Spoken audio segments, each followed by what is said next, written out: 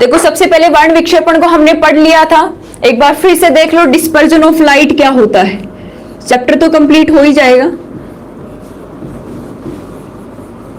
हम पढ़ रहे थे डिस्पर्जन ऑफ लाइट, प्रकाश का वर्ण विक्षेपण हम पढ़ रहे थे। और डिस्पर्जन ऑफ लाइट में हमने क्या पढ़ा कि जब कोई श्वेत प्रकाश की किरण किसी कांच की प्रिज्म पर आपतित होती है तो वो उसकी सतह से टकराकर जब वो उसके अंदर से होके गुजरती है तो श्वेत प्रकाश की किरण 7 रंगों में विभक्त हो जाती है।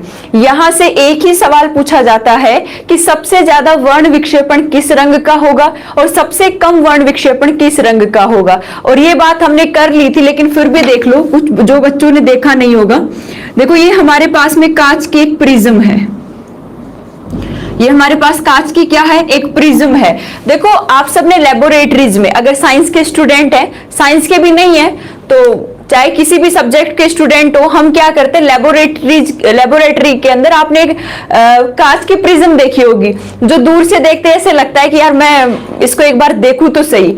तो हम थोड़े दिमाग हमारा उस टाइम पे क्या होता है, ज्यादा ही एक्टिव होता है जब अपन 10th 11th 12th में होते हैं। तो मैं तो खुद की कंडीशन बताती हूँ कि जब मैं प्रिज्म को हाथ में उठाया तो मैं उसको ऐसे जब हम उसको ऐसे प्रकाश के सामने करते थे तो जैसे ही प्रकाश उस पे आता था उसमें हमें 7 कलर दिखाई देते थे।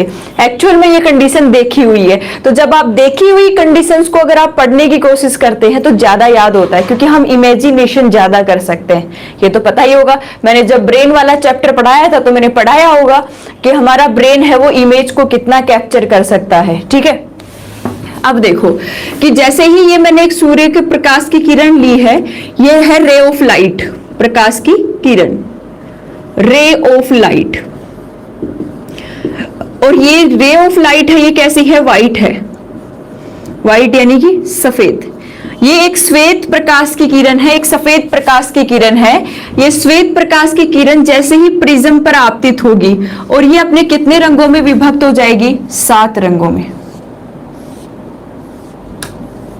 इस तरीके से। और वो 7 रंग कौन कौन से होंगे, ऐसे उल्टा चलना है, VIBGYOR, ये 7 रंग हो गए। तो श्वेत प्रकाश की किरण जब किसी कांच की प्रिज्म से टकराकर 7 रंगों में विभक्त हो जाती है तो उसे हम डिस्पर्जन ऑफ लाइट कहते हैं, प्रकाश का वर्ण विक्षेपण कहते हैं।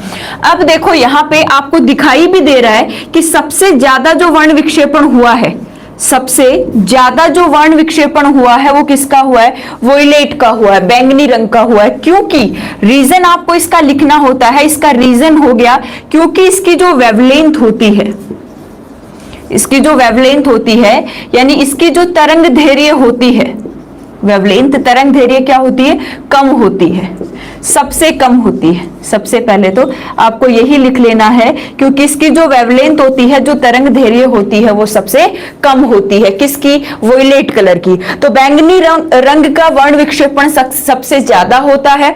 और आपने देखा होगा कि आकाश का रंग नीला क्यों दिखाई देता है, सूर्य का प्रकाश है, श्वेत प्रकाश है, वो तो अलग अलग रंगों में भी विभक्त होता होगा, तो हमें आकाश का रंग नीला ही क्यों दिखाई देता है, उसका कारण ये होता है क्योंकि नीला, बैंगनी और आसमानी ये रंग ज्यादा से ज्यादा विक्षेपित होते हैं। ठीक है, लाल क्यों नहीं दिखाई देता, क्योंकि लाल रंग तो बिखर ही नहीं सकता, लाल रंग का तो वर्ण विक्षेपण ही नहीं हो सकता, तो ये रंग ज्यादा बिखरते हैं, तो इस वजह से हमें आकाश का रंग भी कैसा दिखाई देता है, नीला दिखाई देता है। लेकिन अंतरिक्ष से देखा जाए तो काला दिखाई देगा, क्योंकि वहां पे एनवायरमेंट नहीं होता। अब रेड का जो वर्ण विक्षेपण है वो क्या होगा, सबसे कम होगा, वर्ण विक्षेपण सबसे कम होगा। क्योंकि इसका रीजन आप क्या लिख लेंगे, इसका रीजन क्या है, क्योंकि इसकी जो वेवलेंथ है, इसकी जो वेवलेंथ है, इसकी जो तरंग दैर्घ्य है वो क्या होती है, सबसे ज्यादा होती है, सबसे ज्यादा होती है। ठीक है, अब यही बात आपको प्रकीर्णन में पढ़नी है।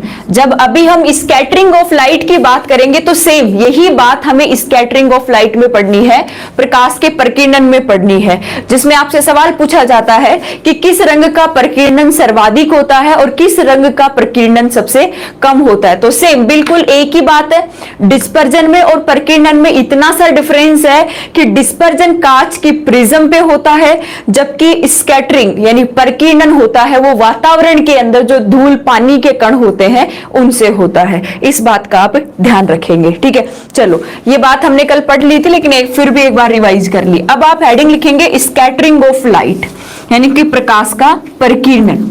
आप हेडिंग लिख लेंगे स्कैटरिंग ऑफ लाइट, प्रकाश का प्रकीर्णन।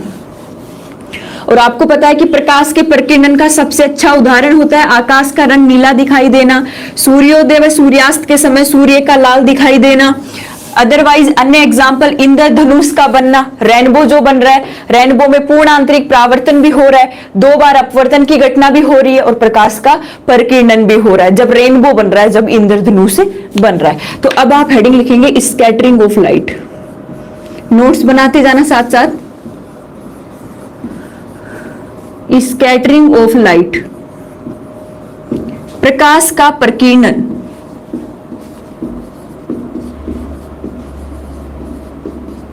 स्कैटरिंग ऑफ लाइट, प्रकाश का प्रकीर्णन। लास्ट, आज टॉपिक ये लास्ट होगा, प्रकाश का प्रकीर्णन, स्कैटरिंग ऑफ लाइट। एक बार मैं देख लेती हूं तुम लोग क्या बोल रहे हो।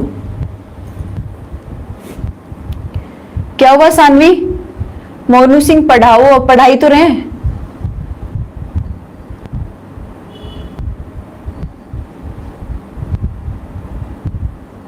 क्या हुआ दीपक?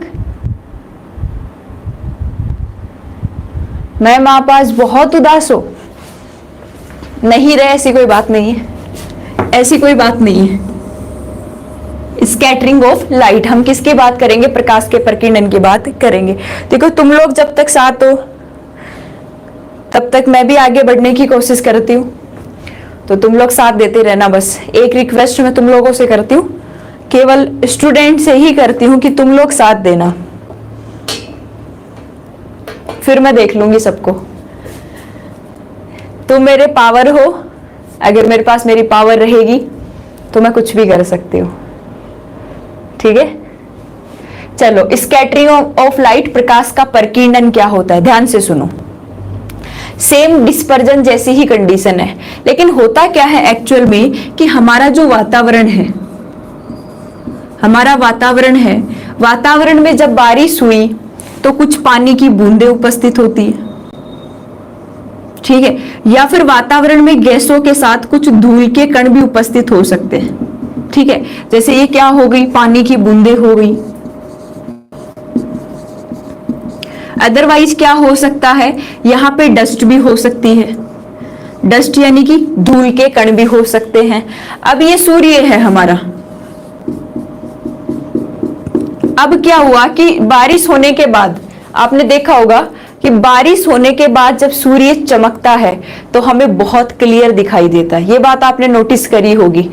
जैसे आज बारिश हुई और बारिश होने के 10 मिनट बाद ही धूप निकली है, अच्छे वाली कड़क धूप, उस टाइम आप सूर्य को देखना बिल्कुल क्लियर दिखाई देता है ना। कारण क्या है? और आकाश, आसमान है वो भी बिल्कुल हमें साफ दिखाई देता है। कारण क्या है?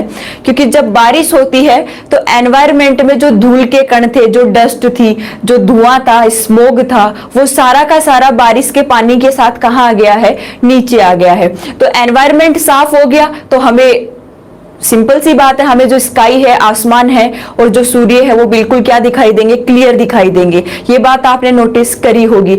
और एक साफ जो आसमान होता है, बिल्कुल क्लियर आसमान होता है, उसी में आपको इंद्रधनुष दिखाई देता है बारिश होने के बाद में, ठीक है, नोटिस किया होगा।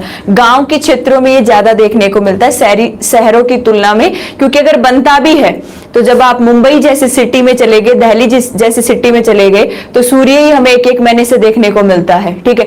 जब छत की लास्ट बिल्डिंग पे ऊपर जाते हैं, बिल्डिंग की लास्ट छत पे ऊपर जाते हैं, तब जाके देखते हैं कि हाँ सूर्य ये है। तो ग्रामीण इलाकों के जो बच्चे हैं वो इसको अच्छे से समझ सकते हैं। होता क्या है कि जैसे ही सूर्य का प्रकाश इन धूल के कणों पे या फिर इन पानी की बूंदों पे गिरता है, ये हमारी कैसी लाइट है? ये हमारी व्हाइट लाइट है। व्हाइट लाइट यानी कि श्वेत प्रकाश है, ये हमारी व्हाइट लाइट है, श्वेत प्रकाश है। अब क्या हुआ कि जैसे ही ये व्हाइट लाइट वातावरण में पानी की बूंदे या फिर डस्ट पे जाके गिरी तो ये क्या हो जाएगी? यहाँ पे 7 रंगों में विभक्त होगी। कितने रंगों में विभक्त होगी? 7 रंगों में विभक्त होगी, ठीक है। और इस तरीके से जब ये क्रिया इन पानी की बूंदों के साथ होती है, तो पानी की बूंदों के साथ जब सूर्य का प्रकाश आके गिरता है और 7 रंगों में विभक्त होता है, तो किसका निर्माण हो जाता है?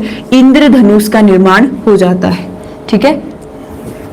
किसका निर्माण होगा? इंद्रधनुष यानी कि रेनबो का निर्माण हो जाएगा, ठीक है।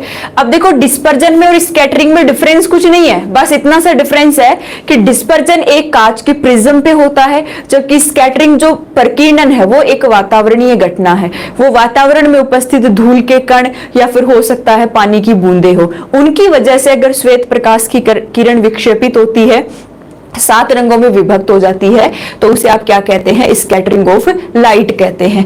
एक रिलेशन आपको याद रखना है कि प्रकीर्णन होता है, एक रिलेशन आप याद रखना, प्रकीर्णन यानी जो स्कैटरिंग होती है वो तरंग दैर्घ्य यानी लैम्डा की पावर 4 के व्युत्क्रमानुपाती होती है। ये रिलेशन बहुत बार पूछा जाता है। लैम्डा क्या है? यहाँ पे वेवलेंथ होती है। लैम्डा क्या होता है? वेवलेंथ होती है, या फिर आप इसको क्या बोल देंगे? तरंग दैर्घ्य बोल देंगे। आप इसको क्या बोल देंगे? तरंग दैर्घ्य बोल देंगे, ठीक है। वेवलेंथ लैम्डा, आप इसको लैम्डा बोलते हैं।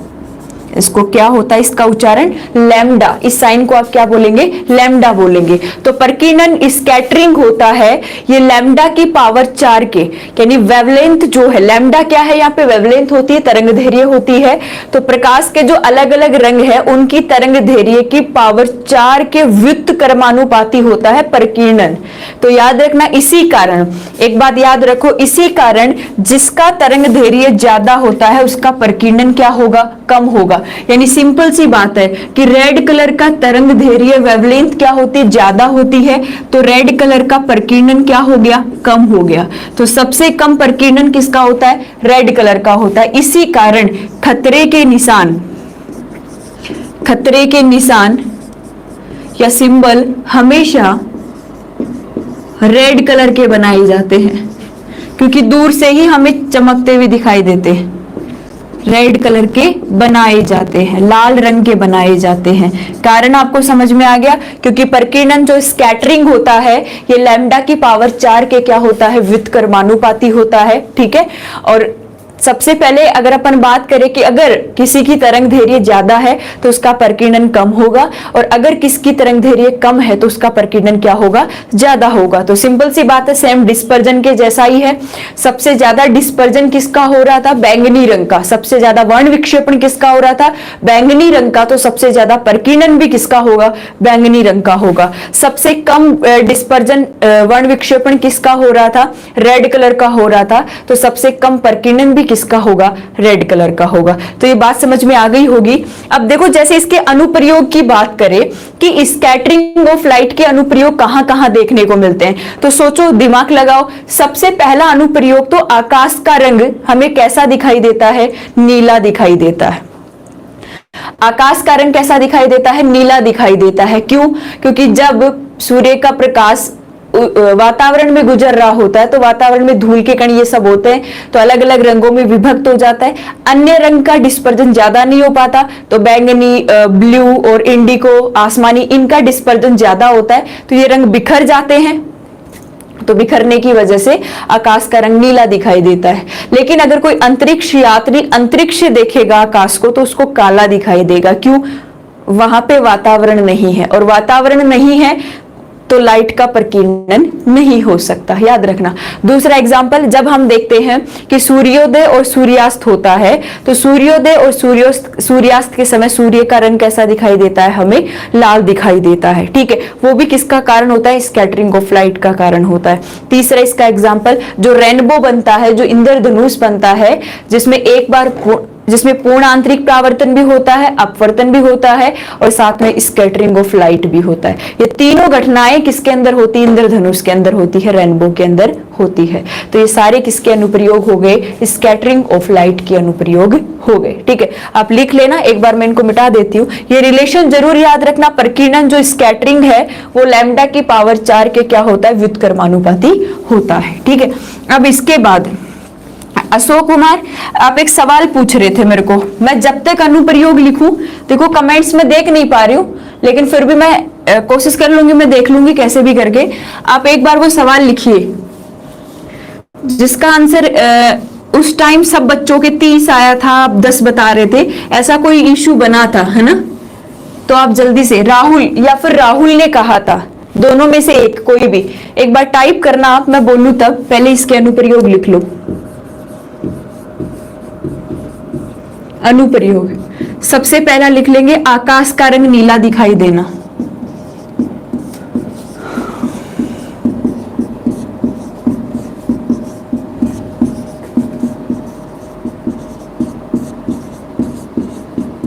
आकाश का रंग नीला दिखाई देना, ठीक है।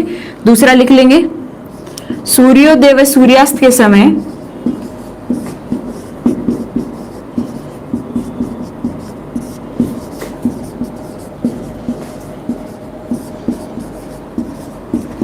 सूर्य का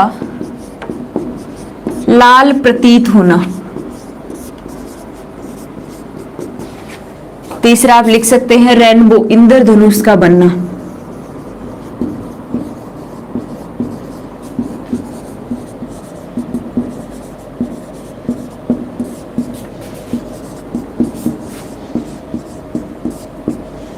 आप रेनबो में ये भी लिख सकते हैं, इसमें पूर्ण आंतरिक परावर्तन भी होता है।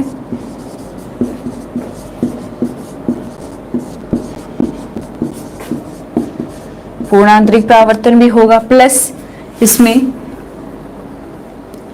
अपवर्तन की घटना भी होती है, और साथ में इसमें प्रकाश का परकीर्णन भी होता है। ये अनुप्रयोग हो गए किसके? प्रकाश के परकीर्णन के, स्कैटरिंग ऑफ लाइट के। ये बात आप लिख लेना, अंतरिक्ष से आकाश का रंग कैसा दिखाई देता है? काला दिखाई देता है। लिख लिया सबने?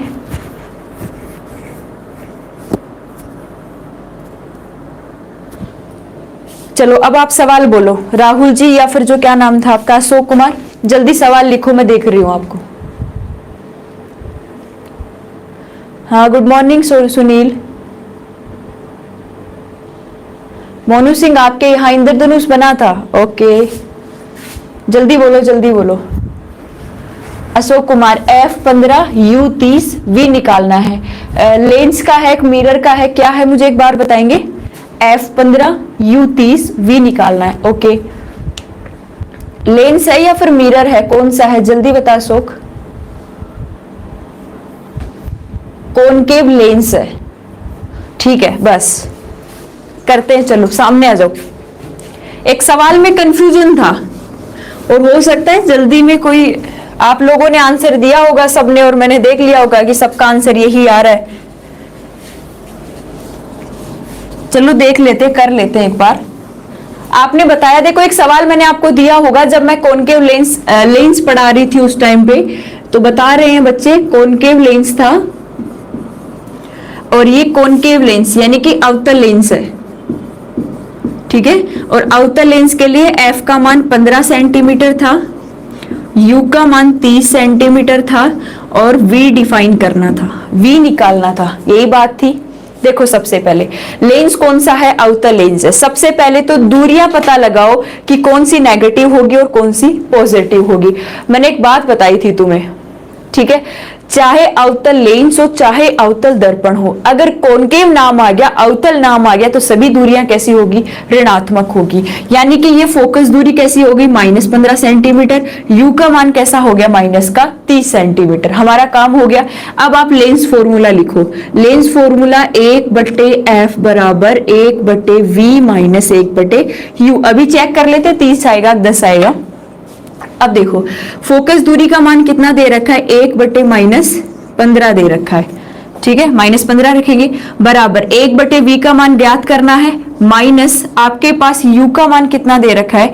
1/-30 दे रखा है, ठीक है। ये माइनस माइनस क्या हो गया? यहाँ पे प्लस हो गया, माइनस माइनस प्लस, तो 1/-15 बराबर 1/v प्लस 1/30। अब आपको 1/v का मान निकालना है, तो 1/30 वापस इधर गया तो किसका हो गया? माइनस का हो गया, ठीक है। तो 1/v बराबर, ये तो ऐसा कैसा ही रहेगा, ये इधर चला गया तो किसका? देखो ऐसा मत लिखो, ये इधर चला गया तो किसका हो गया? माइनस का हो गया। तो 1/-15 माइनस 1/30 बराबर 1/v। v। ठीक है, ये बराबर में रह गया 1/v, सिंपल सी बात है। अब आप एलसीएम कितना लेंगे, यहां से 30 लेंगे। ये एलसीएम कितना आ गया, 30 आ गया।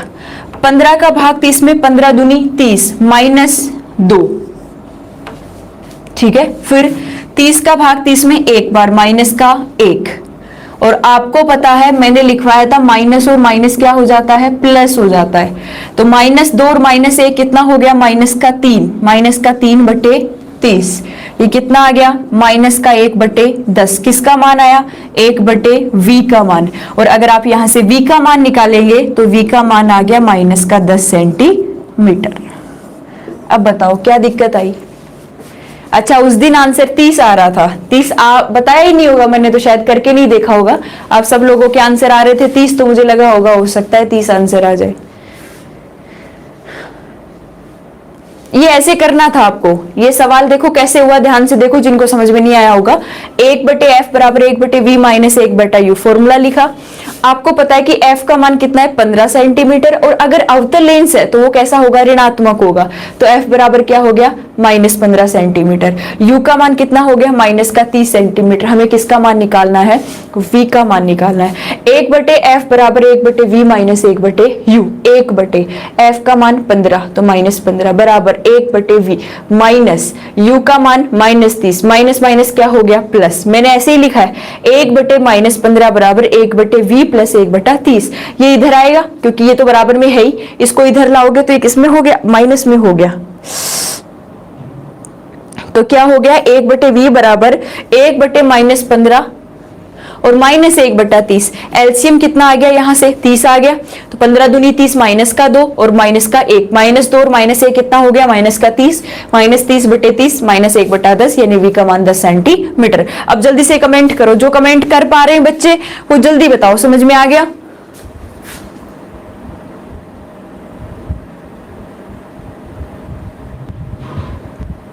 वी नेगेटिव ही तो आ रहा है मोनू सिंह। अरे मोनू सिंह वी नेगेटिव ही तो आ रहा है। अब ठीक है राहुल, अशोक, प्रॉब्लम आ रही थी आपके, ठीक है। अभी सबने आंसर 30 दिया होगा तो शायद मैंने बिना सोल्व किए हुए ही बताया होगा। सोल्व थोड़ी किया था, है अशोक कुमार, सोल्व करके थोड़ी बताया था।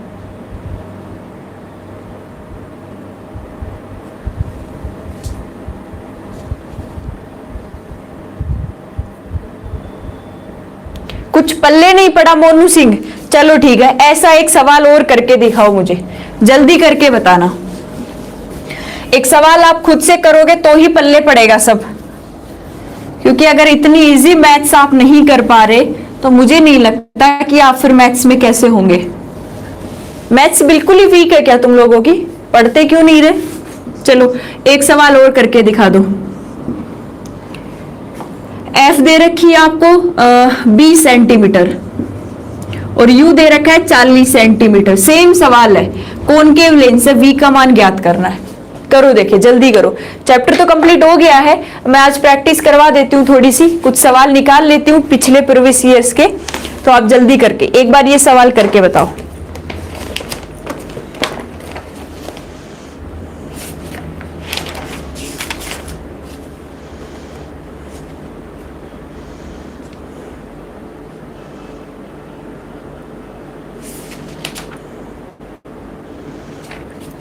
करो जल्दी करो, जिनका आंसर आ गया है वो आंसर अपना रखेंगे बना के।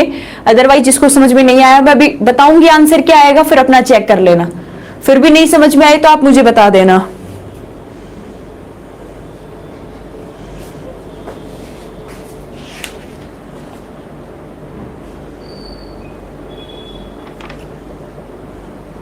चलो कर लिया होगा, इतना ज्यादा टाइम नहीं लगना चाहिए क्योंकि फिर हम प्रैक्टिस करेंगे।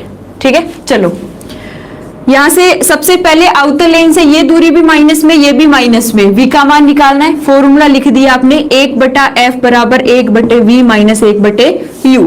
1/f का मान माइनस का 20 बराबर 1/v का मान निकालना है माइनस 1/- माइनस का 40। माइनस माइनस क्या हो गया प्लस, माइनस 1/20 बराबर 1/v प्लस 1/40।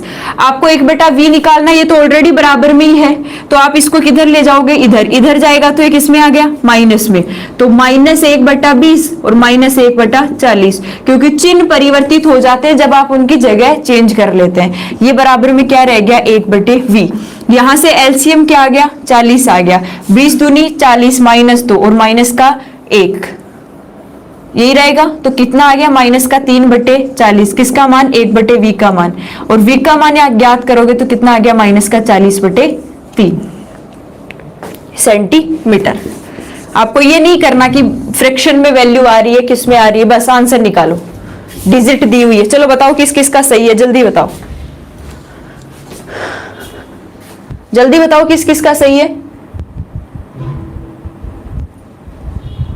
बिल्कुल दीपक जी आपका सही है, अशोक कुमार का भी सही है, और सानवी, शिवांगी ठीक है, कुलदीप ठीक है, अशोक कुमार ठीक है, राहुल ठीक है, मोनू ठीक है,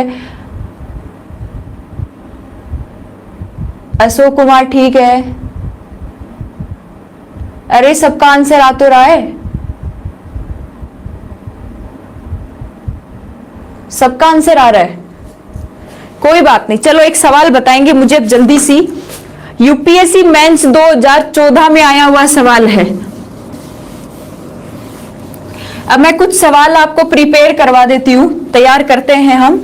देखो यूपीएससी लेवल के करेंगे तो आपको पता ही है फिर नीचे का लेवल तो कैसा होना चाहिए।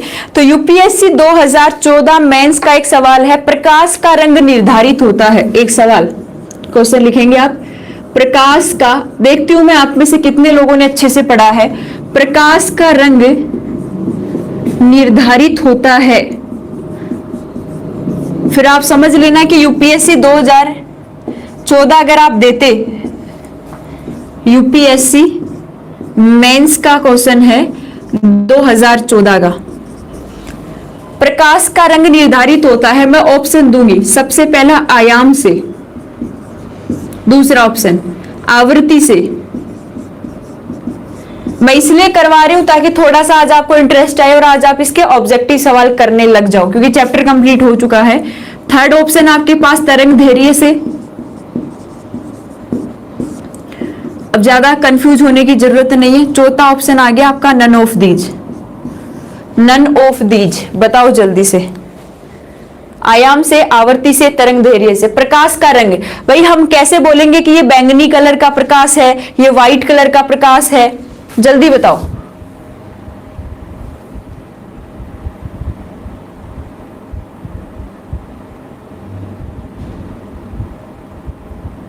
जल्दी बताओ, प्रकाश का रंग निर्धारित होता है आयाम से, आवर्ती से, तरंग धैर्य से।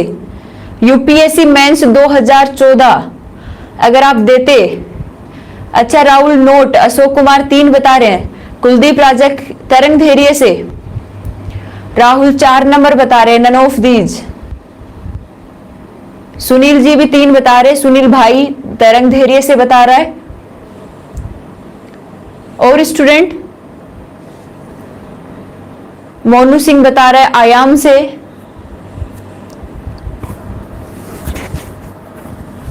चलो ध्यान से देखो,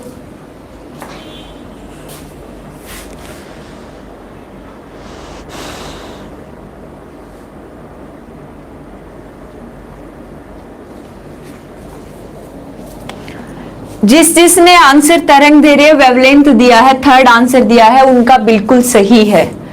आपका क्या नाम है? मोनू सिंह जी। आप आयाम कैसे बता रहे हैं? गलत बात है ना ये। या तो अगर आप कंफ्यूज हो तो आप नोट आंसर दो कि नन ऑफ दीज, मैम हमें पता ही नहीं है, तो शायद नन ऑफ दीज होना चाहिए। देखो, अरे मैंने पहली ही क्लास में, प्रकाश की जो पहली क्लास है उसको आप एक बार फिर से देखना, मैंने वहां पे VIBGYOR इन सब कलर की वेवलेंथ लिखाई थी ना, वेवलेंथ। और वेवलेंथ लिखाने के बाद मैंने कहा था कि इतनी तरंग धैर्य वाला प्रकाश बैंगनी होगा, इतनी तरंग धैर्य वाला आसमानी होगा, इतनी तरंग धैर्य वाला नीला होगा, इतनी का ग्रीन होगा, इतनी का येलो होगा। मीन्स क्या है कि तरंग दैर्घ्य के आधार पर हम क्या देख रहे थे, प्रकाश का रंग देख रहे थे। तो प्रकाश का रंग किसके आधार पर निर्धारित होता है, उनकी वेवलेंथ के आधार पर। देखा जाता है कि अगर 600 से 700 नैनोमीटर का प्रकाश आ रहा है तो वो किस रंग का है, लाल रंग का प्रकाश होगा। तो सिंपल सी बात है ये तो, कि प्रकाश का तरंग दे रहे। यूपीएससी मेंस में पूछा है 2014 में, ज्यादा कोई पुरानी बात भी नहीं है। तो आपको याद रखना है ये, प्रकाश का रंग किससे निर्धारित होगा, तरंग दैर्घ्य से निर्धारित होगा, क्योंकि अलग अलग वेवलेंथ के आधार पर प्रकाश अलग अलग रंग का होता है। चलो नेक्स्ट सवाल, नेक्स्ट सवाल।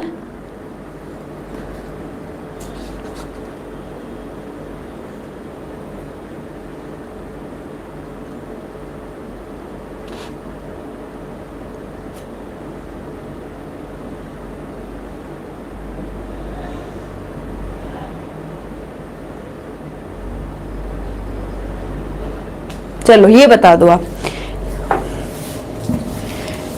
पढ़ा दिया है मैंने और गलत नहीं होना चाहिए। आईएएस में आया हुआ क्वेश्चन है, आईएएस, सोच के देखना।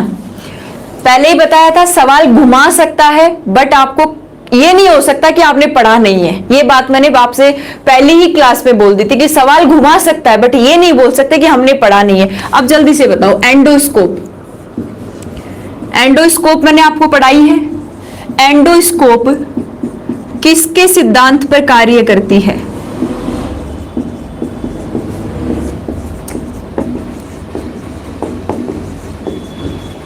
आईएएस में आया हुआ सवाल है ये, एंडोस्कोप किसके सिद्धांत पर कार्य करती है? सबसे पहले तो पता लगाओ एंडोस्कोप का उपयोग कहां कर रहे थे हम, हमारे मानव शरीर के आंतरिक अंगों की पहचान में या फिर उनकी जांच करने के अंदर एंडोस्कोप का उपयोग किया जा रहा था। सबसे पहला ऑप्शन आपके पास में परावर्तन, रिफ्लेक्शन। दूसरा ऑप्शन है आपके पास में अपवर्तन, रिफ्रैक्शन। तीसरा ऑप्शन है आपके पास में व्यतिकरण, और चौथा ऑप्शन है आपके पास में पूर्ण आंतरिक परावर्तन, पूर्ण आंतरिक परावर्तन। बताओ जल्दी से, पहला ऑप्शन क्या हो गया, परावर्तन, दूसरा अपवर्तन, तीसरा व्यतिकरण, और चौथा कौन सा हो गया, पूर्ण आंतरिक परावर्तन। मैं आपका कमेंट चेक कर रही हूं, बताओ जल्दी से। कमेंट चेक करने के लिए आज मुझे पीछे आना पड़ रहा है।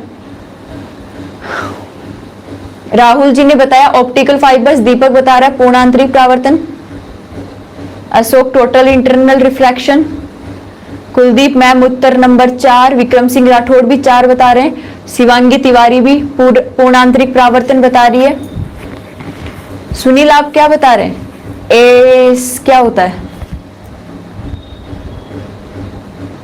रविंद्र भास्कर क्या बता रहे हैं, 1 1 2 2 मतलब क्या है?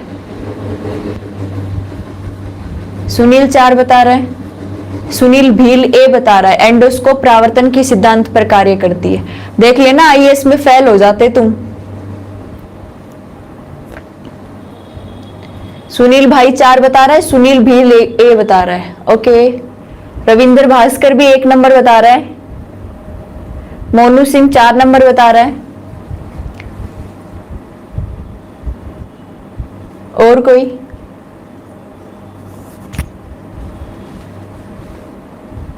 हाँ ये तो पता ही है राहुल, इंटरनल बॉडी पार्ट की जांच के लिए हम किसका उपयोग करते हैं, एंडोस्कोप का उपयोग करते हैं। और बताओ देखे, अबे तुम व्हाट्सएप पे आंसर कैसे दे रहे हो रे? मुझे दिख रहा है आपका कमेंट, बट मैं सामने नहीं खड़ी हो सकती जब तक मैं कमेंट देखूंगी आपके, क्योंकि मेरे पास भी नहीं चल रहे हैं आज स्क्रीन पे। अरे मैंने पढ़ाया तो है, पूर्ण आंतरिक परावर्तन के सिद्धांत पर काम करता है। ऑप्टिकल फाइबर नहीं पढ़ाया था क्या? ऑप्टिकल फाइबर, ऑप्टिकल फाइबर नहीं पढ़ाया था क्या? कितनी बार पढ़ा, मैं बार बार रिवाइज कर रही थी कि एंडोस्कोप लिखवाया भी है मैंने कि नोट्स लिखना। और बच्चों के जिनके आंसर गलत हो रहे हैं ना, मैं गारंटी दे सकती हूं तुम लोगों ने नोट्स नहीं बनाए। जिन लोगों के पास पहले से हैंड नोट्स है, उनमें कुछ ऐड कर रहे हैं या फिर हैंड नोट्स बना रहे हैं, उनका कभी क्वेश्चन गलत नहीं होगा, क्योंकि अगर हम लिख देते हैं तो वो बात हमें याद हो जाती है। तो जिन्होंने नोट्स नहीं बनाया ना, हो सकता है तुम्हें बुरा लगे, बट नोट्स बनाओ, क्योंकि दूसरे की लिखी हुई चीजें, और अगर मान लो मैं आपको पीडीएफ दे रही हूं, मिल जाएगा, वो मैं गारंटी देती हूं मिल जाएगा पीडीएफ। मैंने आपको पीडीएफ दिया, अब आप सोच के देखो कि बुक में और उस पीडीएफ में क्या डिफरेंस हो गया। मैंने हाथ से लिख दिया, बस बुक प्रिंटेड होती है, और एक हम खुद उसको हैंड नोट्स बनाए तो वो ज्यादा प्रॉफिट वाली बात होती है। तो ध्यान रखना इस चीज का। मैं ये नहीं बोल रही कि मुझे नोट्स नहीं देने पड़े इसलिए तुम हैंड नोट्स बनाओ, मैं ये नहीं बोल रही हूं।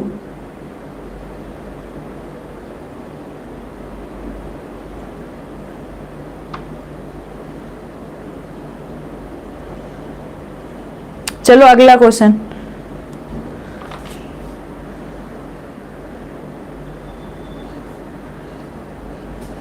यूपीएससी मेंस 2013,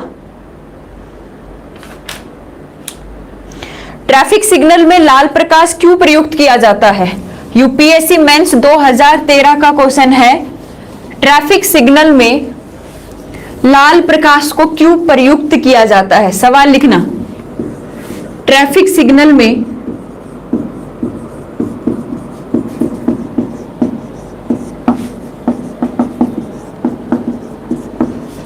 लाल प्रकाश को क्यों प्रयुक्त किया जाता है? अब किसी का गलत नहीं होना चाहिए। सबसे पहला ऑप्शन, इसकी आवृत्ति कम होती है।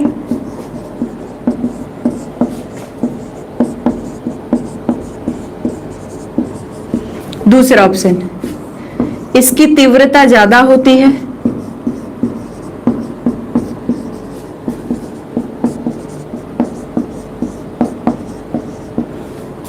इसका प्रकीर्णन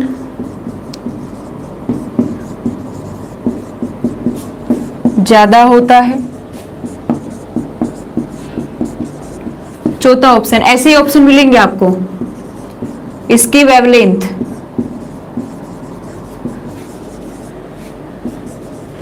तरंग धैर्य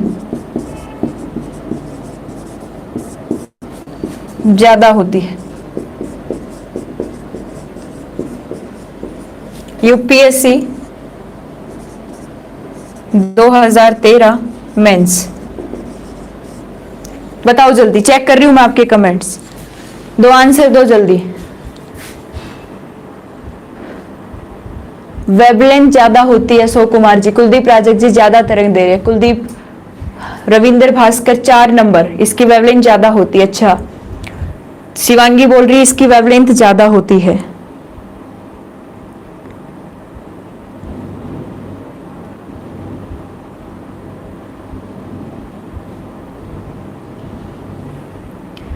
इसका प्रकीर्णन ज्यादा होता है, तरंग धैर्य। चलो सबका सही आंसर है। योगी जी, पूजा आपका भी सही है, गोरविंदर आपका भी सही है।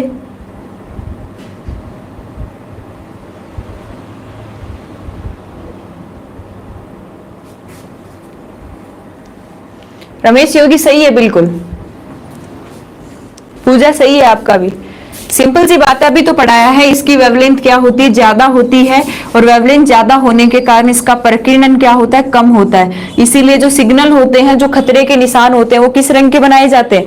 लाल रंग के बनाए जाते हैं। ठीक है,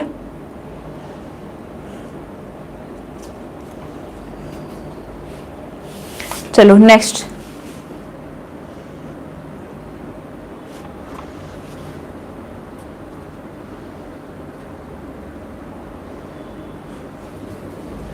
नेक्स्ट बताएंगे।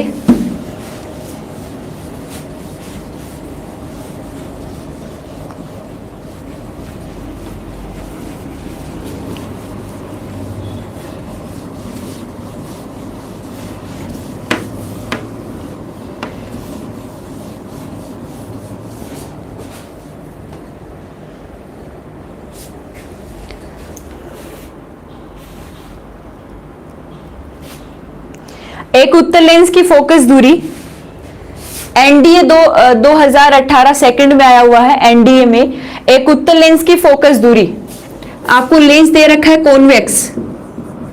कॉन्वेक्स लेंस यानी कि उत्तल लेंस। एक उत्तल लेंस की फोकस दूरी 50 सेंटीमीटर है। एनडीए का सवाल है, एनडीए 2014, सोच के देखो, एनडीए का पेपर है और उसमें ये फिजिक्स आ रही है। कॉन्वेक्स लेंस, अगर एक उत्तल लेंस की फोकस दूरी 50 सेंटीमीटर है तो इस लेंस की क्षमता डायोप्टर में बताओ, डायोप्टर में बताओ। ऑप्शन दूं क्या? आप ऑप्शन ले सकते हैं, +2 डायोप्टर, दूसरा -2 डायोप्टर, तीसरा 0.2 डायोप्टर प्लस में, चौथा 0.5 डायोप्टर। बताओ अब, माइनस लिख लो, प्लस लिख लो, -0.5 डायोप्टर, पांचवा ऑप्शन और लिख लो, +0.5 डायोप्टर। अब बता दो, देखे कौन सा आंसर आएगा, जल्दी बताओ। अगर एक उत्तल लेंस की फोकस दूरी 50 सेंटीमीटर है, योगी जी बता रहे हैं, मीटर में नहीं बताना योगी, डायोप्टर में बताओ, योगी डायोप्टर में बताओ।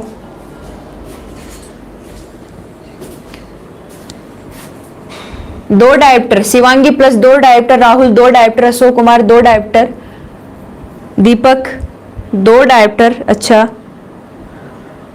और स्टूडेंट?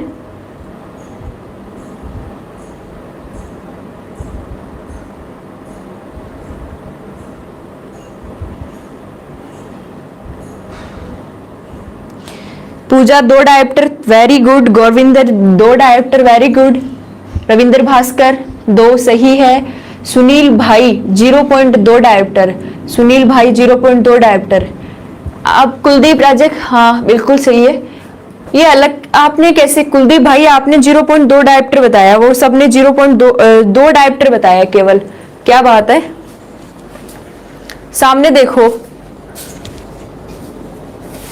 2 ही आएगा, 0.2 कैसे आएगा? 50 सेंटीमीटर है। अगर डायोप्टर में आंसर आना चाहिए तो आप इस सेंटीमीटर को किस में बदलोगे? मीटर में। और कल मैंने बता दिया था कि आप सेंटीमीटर में 100 का भाग दे तो मीटर में आंसर आ जाएगा। ये कितना आ गया? 5 दूनी 10, 1/2 मीटर। फॉर्मूला क्या होता है? P = 1/f।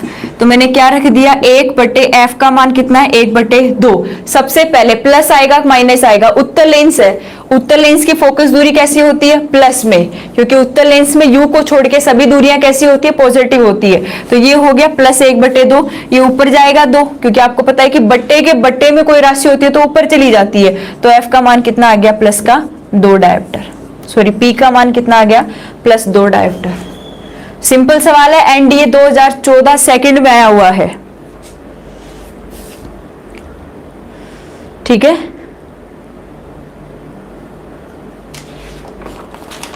चलो नेक्स्ट, अब थोड़ा सा एसएससी की बात कर लेते हैं। एसएससी में कैसे सवाल आए हुए हैं, सवाल बताओ। चैप्टर कंप्लीट हो गया, इसलिए मैं थोड़ा सा आपको इंटरेस्ट आपको आए सवाल करने में कि हाँ हम कर सकते हैं। तो आज बैठना और ऑब्जेक्टिव सवाल करना, कोई दिक्कत आए मुझे बता देना, ठीक है। एक सवाल और करके दिखाओ आप।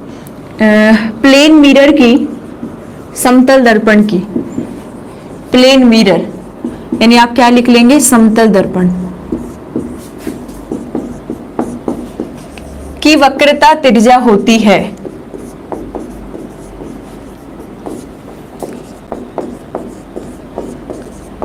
समतल दर्पण की वक्रता त्रिज्या होती है। आपको ऑप्शन लिखने देखने को मिलेंगे 0, दूसरा ऑप्शन होगा 1, तीसरा ऑप्शन होगा 1 व 0 के मध्य, और चौथा ऑप्शन होगा अनंत।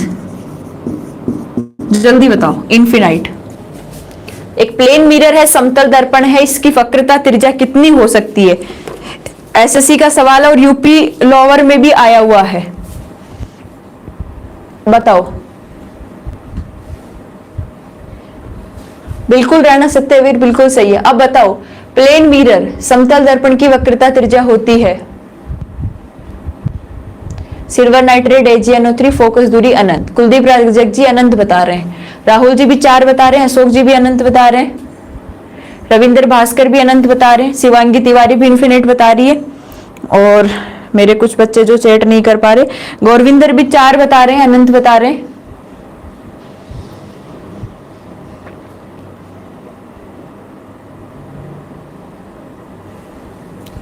दीपक भी 4 बता रहा है, सुनील भाई भी 4 बता रहा है। बेटा चीटिंग नहीं करनी, किसी को भी अपना आंसर देना है खुद से, चीटिंग नहीं करनी।